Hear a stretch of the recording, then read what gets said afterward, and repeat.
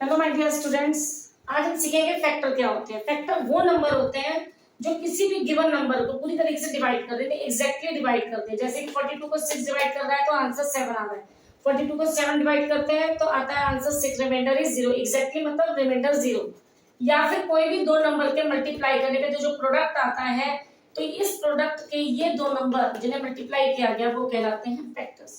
अब मान लीजिए कोई नंबर दिए हुए होंगे, आपको निकालने हैं फैक्टर। जैसे 25 में क्या है, जैसे 5 1 और नंबर खुद ये हमेशा फैक्टर होते ही होते हैं किसी भी नंबर के।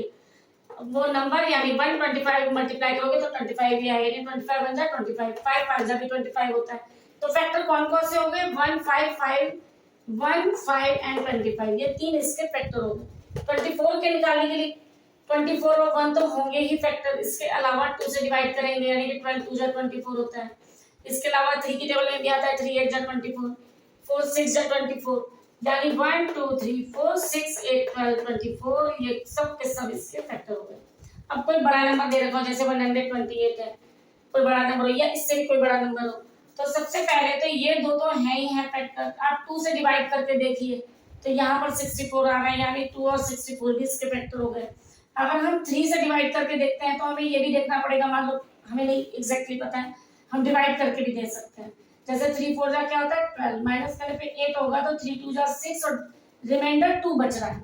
रिमाइंडर अगर बच रहा है तो यानी कि 3 इसका फैक्टर नहीं है, तो 4 है इसका फैक्टर।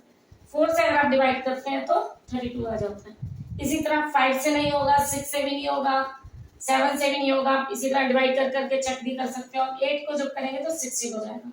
तो ये सब के सब फैक्टर हैं 121 2 4 8 16 32 64 एंड 128। तो मल्टीप्लिकेशन टेबल के थ्रू डिवाइड करके आप दोनों ही मेथड से फैक्टर्स निकाल सकते हैं।